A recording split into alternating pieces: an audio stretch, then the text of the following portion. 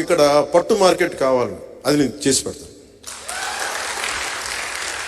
ప్రత్యేకించి దృష్టి పెడతాను. ఉప్పాడ చీరలు కానీ, ఉప్పాడ చీరకి ఏదైతే ప్రపంచ ప్రసిద్ధి ఉందో దానికి ప్రత్యేకమైన మార్కెటింగ్ సదుపాయాలు నేను తీసుకొస్తాను.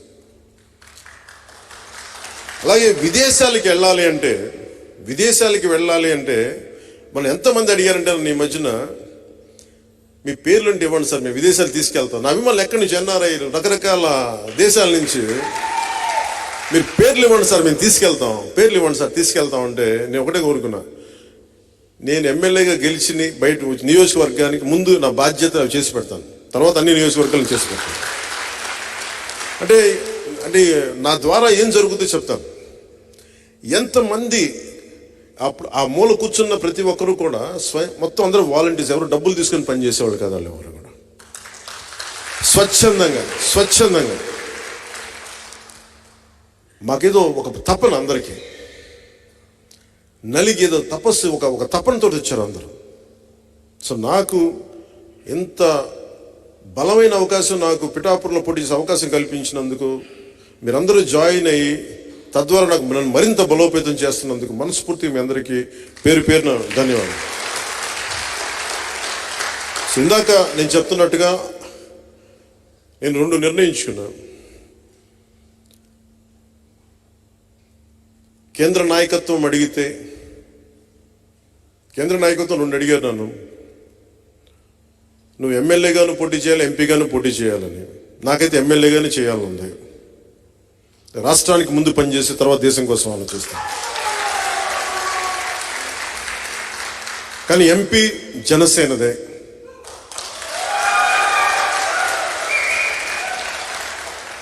ఉదయ్ నా కోసం ఇంత త్యాగం చేశాడు కాబట్టి ఉదయ్ని ఎంపీ క్యాండిడేట్గా పంపిస్తాను.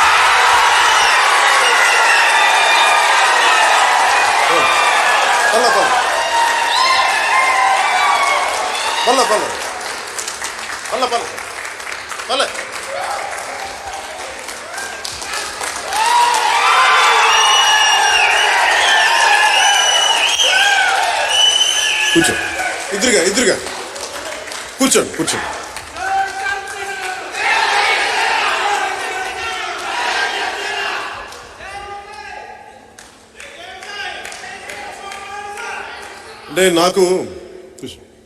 అంటే నాతోటి నన్ను వద్దనుకొని వెళ్ళిపోయిన వాళ్ళు తప్ప నేను ఎవరిని వద్దనుకోలేదు జీవితంలో ఇప్పుడు దాకా. ఒకసారి నా స్నేహం, నా ప్రేమ చూసిన తర్వాత నన్ను ఎవరికి వదలబుద్దే. మా మహేందర్ రెడ్డి గారు మన జనసేన పార్టీ వైస్ ప్రెసిడెంట్ అయినా, నేను పిఆర్పి నుంచి యూత్ వింగ్లో ఉండి ఆ రోజు నుంచి ఈ రోజు దాకా నేను ఓడిపోయినా, ఏమైనా, కింద పడ్డా, మీద పడ్డా, నా పక్కన ఉండిపోయాను.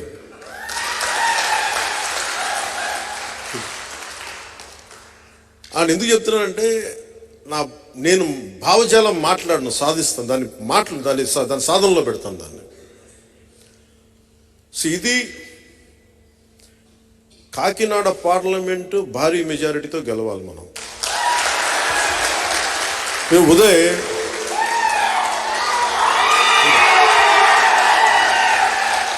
అంటే యాక్చువల్లీ చెప్పాలనుకోనా, ఉదయ్ లేదు మావాడు నా ಹೆಸರು పెట్టవు కదా భవిష్యత్తులో సరదాగా లేదు. నాకు ఒక బ్రదర్ లాంటి తను, తమ్ముడు లాంటి నాకు. అందుకనే పవన్ కళ్యాణ్ అయ్యాడు.